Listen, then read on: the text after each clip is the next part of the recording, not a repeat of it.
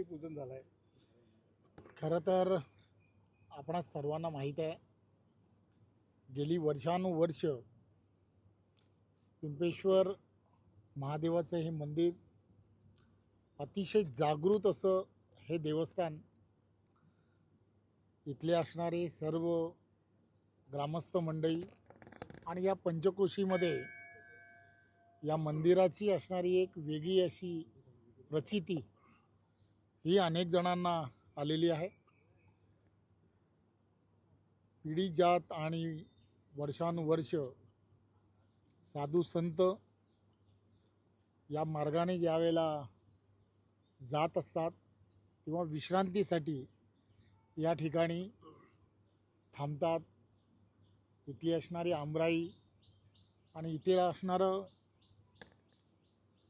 जे अग्निकुंड आहे त्यामध्ये ते आपली साधना करत असतात. आम्ही वर्षानुवर्ष हे पाहत आलो आहे आणि आपल्याला सर्वांना माहीत आहे की डोंबिवली शहरामधली जवळजवळ 700 हेक्टरपेक्षा जागा ही त्यावेळच्या काळामध्ये MIDCने ॲक्युअर केली आणि ॲक्युअर केलेल्या जागेमध्ये हे मंदिर की जे पिढ्याने पिढ्या या ठिकाणी होतं.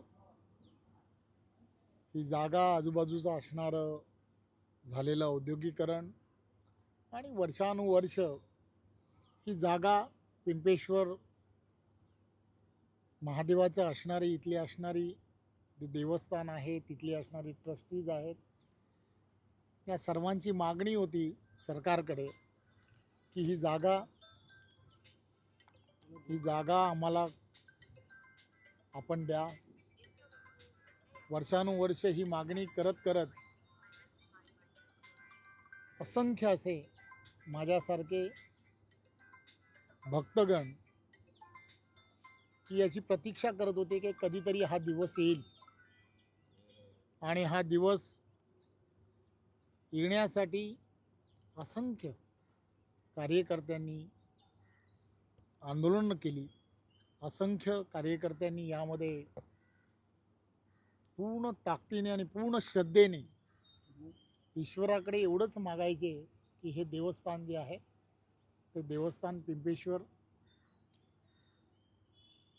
हे संस्थेला मिळालं पाहिजे, ट्रस्टीजना मिळालं पाहिजे. या भागातील असणारे सर्व ट्रस्टीज आहेत हे रात्रीचा दिवस करतात. सकाळपासून आपण पाहिलं असेल की या ठिकाणी जातीने उपस्थित राहून महादेवाची सेवा करण्याचं काम हे वर्षानुवर्ष इथले असणारे ग्रामस्थ करतात. त्यामुळे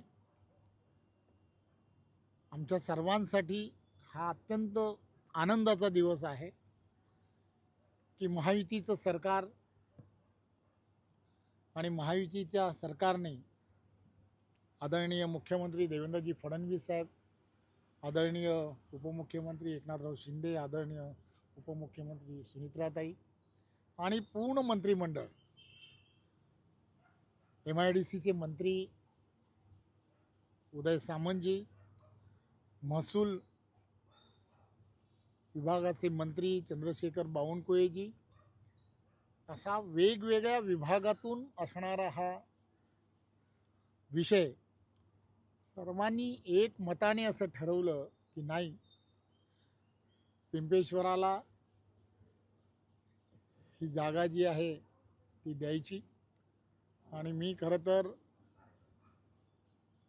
दर सोमवारी वर्षानुवर्ष फार वर्षा अगोदर या ठिकाणी जेव्हा संघर्ष झाला 2010च्या दरम्यान, 10-12च्या दरम्यान हा संघर्ष झाला, तेव्हापासून आजपर्यंत सातत्याने जेव्हा डोंबिवलीत असतो तेव्हा या मंदिरामध्ये सकाळी दर्शन घेतो आणि तेव्हापासून आम्ही सर्वांनी संकल्प केला होता की एक ना एक दिवस आमचं सरकार येईल आमचं सरकार ज्या दिवशी येईल त्या दिवशी आम्ही ही जागा जी आहे ती जागा ही मिळवून घेऊ.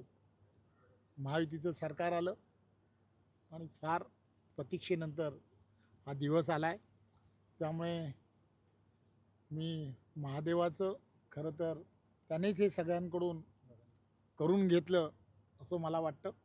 त्यामुळे माझी सर्वांना विनंती आहे की आपण सर्वांनी यामध्ये तेव्हापासून आजपर्यंत पत्रकार बंधूंनी सुद्धा त्या संघर्षाच्या वेळेला सुद्धा आम्हाला सहकार्य केलं. तेव्हाचं असणारं प्रशासन असेल सरकार विरोधात होतं, परंतु त्यावेळी असणारे MIDCचे अधिकारी असतील, त्याचबरोबर पोलीस प्रशासन असेल, पूर्ण ताकदीने त्यावेळेला सहकार्याच्या भूमिकेत राहिलं आणि त्यामुळेच हा दिवस, त्याला सोनियाचा दिवस म्हणतात, तो आज आला आहे.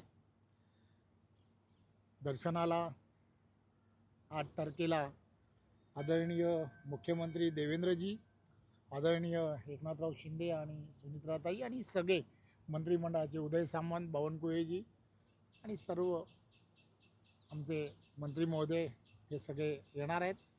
त्यामुळे 8 तारखेला कीर्तनाचा महोत्सव पिंपेश्वर महादेव मंदिराने ठेवलेला आहे. महाप्रसादही ठेवलेला आहे. त्यामुळे त्या आनंदाच्या क्षणी त्याही वेळेला आपण सर्वांनी यावं. जास्तीत जास्त शिवभक्तांपर्यंत हे सरकार महायुतीचं हिंदुत्वाच्या बाजूने कसं राहतं हे पुन्हा एकदा या मंदिराच्या निर्णयाने सिद्ध केलं आहे असं मला वाटतं. खूप खूप आपल्या सर्वांचे, एवढ्या सकाळी आपण सर्वजण इथे आलात त्याबद्दल आपल्या सर्वांचेही खूप खूप धन्यवाद. पिंपळेश्वर महादेव की जय. सरकारच्या निर्णयानंतर राजकीय पक्षांमध्ये स्पर्धा लागलेली आहे क्रेडिट घेण्याची. धन्यवाद. सर